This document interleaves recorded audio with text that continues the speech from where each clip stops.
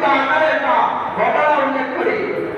যিনি অত্যন্ত একটা বুজুর্গ ছিলেন, অনেক বড় একটা আলেম ছিলেন, যার নাম হলো আব্দুল্লাহ উদ্দুরসি রহমতুল্লাহ আলাইহি। খুব মনোযোগ দিয়ে শুনবেন। এই আব্দুল্লাহ উদ্দুরসি রহমতুল্লাহ আলাইহি তিনি অনেক বড় বুজুর্গ ছিলেন।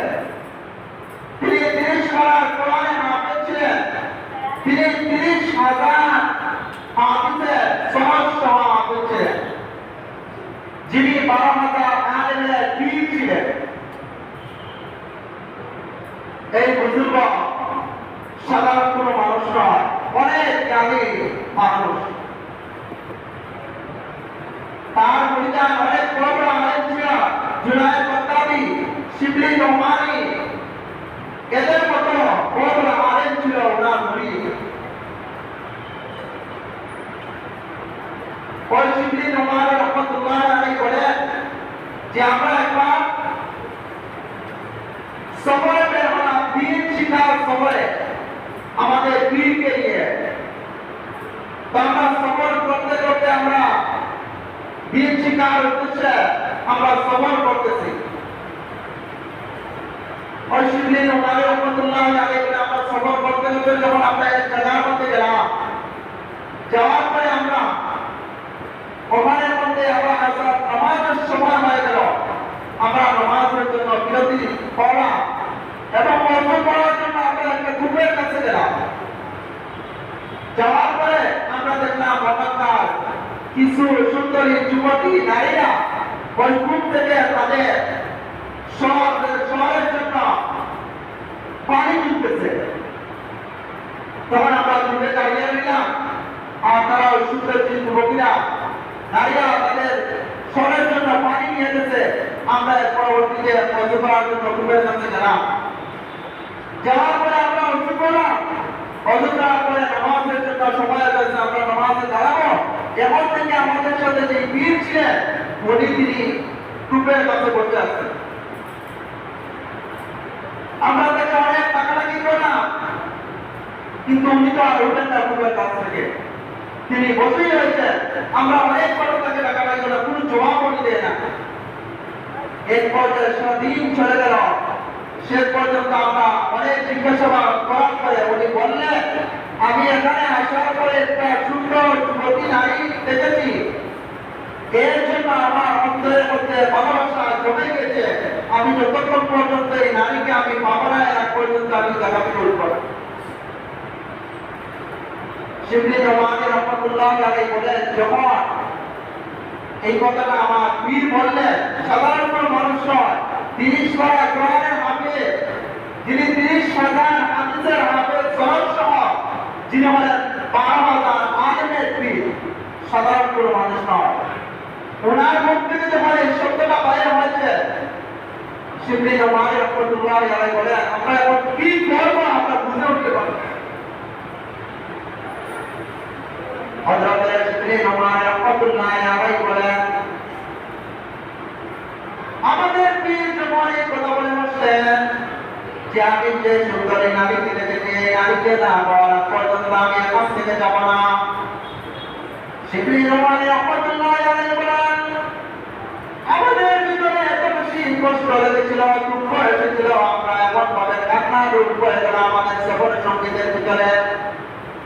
যেই পীরের কারণে, যেই পীর আমাদেরকে অনেক ইসলাম করার জন্য অনেক সুযোগ দিয়েছেন, আমার জন্য আমার কষ্টকে সাফ করার জন্য আমাদেরকে অনেক মেহনত করেছেন, আর ওই পীর আজকে আমাদেরকে এমন কথা শুনাইলেন যেটা কোনোদিন কল্পনা করার মতো নয়, যেটা কোনোদিন কল্পনা করার মতো নয়, এমন এক শব্দ শুনাইলেন। শিবলি নোমানি রহমতুল্লাহ আলাইহি বলেন, আমরা তখন সেখানে মধ্যে আমরা সফরকে স্থগিত করে আমরা সামনের দিকে অগ্রসর হলাম, আমরা পিছনের দিকে রওনা হয়ে গেলাম। আমাদের পা যেন সামনের দিকে অগ্রসর হইতেছে না, সফরের ভিতরে কান্না রূপ পড়তেছে, সফরে কান্নাকাটি করতেছে। কাঁদতে কাঁদতে আমাদের এমন অবস্থা যে আমাদের চোখ থেকে আমার পানি বাইরে হয় না। কি হয়ে গেল, কি হয়ে গেল এমন অবস্থা? আমাদের পীরের মুখ থেকে কোন শব্দ শুনলাম? শিবলি নোমানি রহমতুল্লাহ আলাইহি বলেন, আমরা তোমার আমার সাথীদেরকে নিয়ে আমরা আমাদের এলাকার দিকে রওনা হয়ে গেলাম। সেখানে যাওয়ার পরে শুধু একটাই আলোচনা, একটাই শুধু মজাকা, যে কি হয়ে গেল আমাদের ফিরে, কি হয়ে গেল আমাদের ফিরে, আমরা বুঝতে পারতেছি না কি হয়ে গেল। এইভাবে আলোচনা করতেছে, আমাদের দিন কেন যাইতেছে না, দুঃখের মধ্যে আমাদের দিন কাটতেছে, মাস সপ্তাহ যাইতেছে, বছর মাস যাইতেছে, আমাদের দিন কাটতেছে না, এমন অবস্থায় শিবলি নোমানী রহমতুল্লাহ আলাইহি বলেন, পুরো একটা বছর আমাদের কাছ থেকে চলে গেল। চলে যাওয়ার পরে শিবলি নোমানী রহমতুল্লাহ আলাইহি বলেন, আমি তখন এক বছর হয়ে যাওয়ার পরে আবার আমার পীরের খবর নেওয়ার জন্য আমি ওই এলাকায় চলে গেলাম। চলে যাওয়ার পরে আমি ওই গ্রামের লোকদেরকে জিজ্ঞাসা করলাম, গত বছর যে আমাদের এক লোককে এখানের মধ্যে রেখে গিয়েছিলাম, ওনার কি অবস্থা, উনি কোথায় আছেন?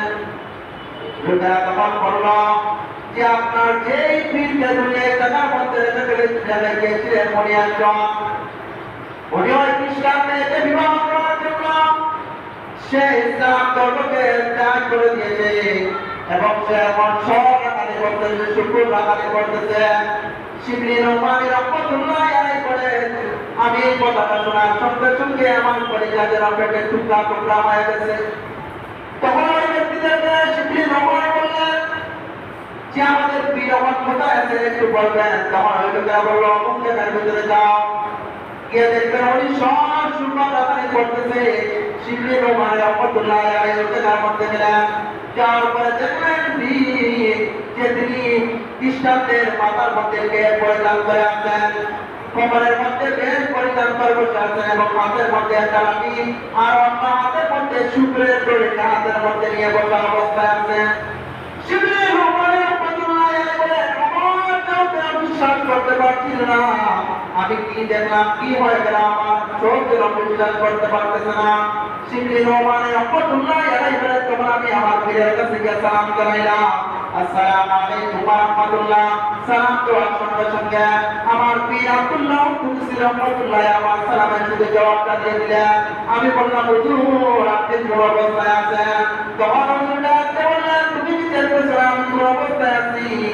তখন এমন অবস্থায় শিবলি নোমানী রহমতুল্লাহ আলাইহি ডাকতে বলেন, আমি যখন এই কথা বললাম তাকে আমার কোনো কিছু বলার সাহস পাইতেছি না। শিবলি নোমানী রহমতুল্লাহ আলাইহি এক পর্যায়ে তার উস্তাদকে পীরকে বললেন, হুজুর আপনি তো 30 পারার কোরআনের নাফেজ ছিলেন, আপনি তো 30,000 হাদিসের হাফেজ ছিলেন, আপনার কি কোনো কিছু মনে আছে? শিবলি নোমানী রহমতুল্লাহ আলাইহি যখন এই কথা বললেন, তখন তার পীর জবাব দিয়েছিল, আমার শুধু কোরআনে কারিমের 2টা আয়াতের কিছু অংশ মনে আছে, আর হাদিস শরীফের 30,000 হাদিস থেকে আমার শুধু সামান্য একটু হাদিস মনে আছে। আয়াত হলো আল্লাহ রাব্বুল আলামিন বলেন, ওয়া মান ইউহিল্লাহু ফামা লাহু মিন মুকরিম। আল্লাহ রাব্বুল আলামিন বলেন, যাকে আল্লাহ তাআলা বেইজ্জতি করবেন, অপমান করবেন, দুনিয়ার কোনো মানুষ তাকে সম্মান দিতে পারবে না। এই আয়াতগুলো আমার শুধু মনে আছে। আর পরের আয়াতগুলো, আমাকে তাবাদদালিল কুফরা বিল ঈমান ফাকাদ দাল্লা দাওয়াস সাবিল। আল্লাহ রাব্বুল আলামিন বলেন, যারা ঈমানকে কুফরি দ্বারা পরিবর্তন করে নিল, সে যেন গুমরাহ হয়ে গেল, সঠিক রাস্তা থেকে সে বিপথগামী হয়ে গেল। হাদিসের মনে আছে, মান বাদদালা দীনাহু ফাকতুলহু। হাদিসের মধ্যে আল্লাহ পয়গম্বর বলেন, যারা দ্বীনকে পরিবর্তন করে দিলে তাকে তোমরা হত্যা করো। এই দুটো শুধু আয়াত এবং একটা হাদিস শুধু আমার মনে আছে। তখন শিবলি নোমানী রহমতুল্লাহ আলাইহি বলে, এই কথা শোনার পরে আমি কি বলবো বুঝতে পারতেছি না, আমি আবার রওনা হয়ে গেছি। এমন অবস্থায় যখন আমি রওনা হয়ে গেছি আবার যাওয়ার জন্য, তখন আমি পিছন থেকে দেখলাম একটা কূপ থেকে আমার পীর কালিমায়ে শাহাদাত পড়ে পড়ে তিনি গোসল করে উঠতেছে। তখন আমি এই অবস্থায় দেখে আমার ভিতরটা খুশিয়ে ভরে গেল। আমার পীরের সাথে আমার আলোচনা হলো, আমি তাকে জিজ্ঞাসা করলাম, হুজুর আপনি তো 30 পারা কোরআনের হাফেজ ছিলেন, 30,000 হাদিসের আপনি হাফেজ ছিলেন, 12,000 আলিমের মুরিদ, আল্লাহ তাআলা আপনাকে এত বড় একটা পরীক্ষার মধ্যে পাওয়ার কারণটাকে আপনি বলতে পারবেন? আপনি একটা বছর শুকর আদায় করবেন খ্রিস্টান মেয়েকে পাওয়ার জন্য, আল্লাহ তাআলা কেন আপনাকে কোনো পরীক্ষার মধ্যে মারেন? আপনি কি বুঝতে পেরেছেন? তখন তার পীর আব্দুল্লাহ কুদসি রহমতুল্লাহ আলাইহি বলেন, আমি বুঝতে পেরেছি, আমার কি জিনিসটার কারণে আল্লাহ তাআলা আমাকে বিপদ বানিয়েছিলেন, আমি এই জিনিসটা বুঝতে পেরেছি। আমার আলোচনার মূল এই পয়েন্টটা হলো যে কেন এত বড় আল্লাহ ওয়ালা ব্যক্তি যার ভিতরে হাজার হাজার মানুষ তার ছিল, তিনি 30 পারা কোরআনে হাফেজ ছিলেন, 30,000 হাদিসে তিনি হাফেজ ছিলেন। আল্লাহ তাআলা কেন ওনাকে এত বড় পরীক্ষার মধ্যে পড়িয়েছিলেন? একটা বছর তিনি ইসলাম ধর্ম ত্যাগ করে যুবনাকারী করলেন। এর পিছনে কারণ হলো তিনি বললেন, আমি যখন 1 বছর আগে ওই কুমের কাছে পানি আনার জন্য গিয়েছিলাম, অজু করার জন্য যখন আমি গিয়েছিলাম, তখন আমি সেখানে মধ্যে দেখলাম কৃষক সুন্দরী যুবতীরা শুকুরের জন্য তারা পানি দিতেছে। আমার ভিতরে এই জিনিসটা আসলো যে ওরা কত নিকৃষ্ট আর আমরা কত উত্তম উৎকৃষ্ট। এই জিনিসটা যখন আমার ভিতরে চলে আসলো, সঙ্গে সঙ্গে আমি দেখলাম আমার ভিতর থেকে বীজের একটা পাখির মতো বের হয়ে গেল, আর এটা ছিল আমার ঈমান। এই কারণেই আল্লাহ তাআলা আমাকে পরীক্ষার মধ্যে ফেলে দিয়েছেন। এই জন্য মুসলমান ভাই আমার, এই ঘটনা বলার উদ্দেশ্য হলো আপনি দুনিয়ার ক্ষেত্রে হোক, দিনের ক্ষেত্রে হোক, যে কোনো ক্ষেত্রে যদি আপনার ভিতরে অহংকার নামক বেরিয়ে চলে আসে, তাহলে আপনার দুনিয়ার জমিনে অপদস্থ, আপনার জমিনে অবশ্যই অপদস্থ হবে। এই কারণে আল্লাহ রাব্বুল আলামিন হাদিসের কুদসির মধ্যে বলেছেন যে আমার এই অহংকারের চাদরটা হলো আমার, যারা আমার এই অহংকারের চাদরকে নিয়ে টানাটানি করবে তাদেরকে আমি অবশ্যই দুনিয়াতে পরিস্থিতি করবো, আখিরাতে আমি অবশ্যই তাদেরকে জাহান্নামে নিক্ষেপ করবো। এই কারণে মুসলমান ভাই আমার, এই আলোচনার মূল বিষয় হলো আমরা যারা ইবাদত করতেছি, নেক আমল করতেছি, কিন্তু এগুলার কাজে আসবে না যতক্ষণ পর্যন্ত আপনার অন্তর থেকে যে সমস্ত ব্যাধিগুলো আছে এই ব্যাধিগুলো দূর না করবেন। অহংকার করে চলতে পারবেন, শরীরে শক্তি আছে, আপনি অহংকার করে চলবেন, কিন্তু কি আপনি জানেন না, এটা আপনার পরবর্তী স্থান কোথায় এটা আপনি জানেন না। এই অহংকার তো আপনার আমার জন্য সাজে না, এটা যিনি আমাদেরকে সৃষ্টি করতেন তার জন্য সাজে। আপনি কিসের জিনিস নিয়ে অহংকার করেন? কিসের জন্য আপনি দাম্ভিকতা করেন? আল্লাহ তাআলা কিয়ামতের ময়দানে যখন এই সমস্ত পৃথিবীকে যখন তার কুদরতি হাতের মুঠির মধ্যে যখন দিবে, দেওয়ার পরে শুধু আল্লাহ তাআলা কিয়ামতের ময়দানে এরপর বড় বড় হুকুম দিবে, আইনাল মুতাকাব্বির, আইনাল জাব্বার। এইভাবে পৃথিবীর মানুষদেরকে ডেকে ডেকে বলবেন, কোথায় আজকে অহংকারীরা, কোথায় আজকে দাম্ভিকরা মানুষরা? কোন মানুষ সেদিন আসলে জবাব দিবে না, তারা জবাব দেওয়ার কোন সাহস থাকবে না। তাহলে আপনি আমি কিসের অহংকার নিয়ে দুনিয়ার জমিনে চলাফেরা করি? এই অহংকার সামান্য দিনের জন্য করবো, কিন্তু আপনি আমি দুনিয়াকে ধ্বংস করে দেবো, আখিরাতকে অবশ্যই আপনি আমি ধ্বংস করে দেবো।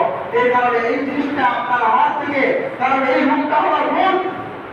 আমরা সমস্ত রূপের মূল করা, আমরা যদি বুঝি আমাদের স্কিনে, আমার শরীরে যে রোগগুলো আছে এগুলো সাথে করে মানুষ সুস্থ না।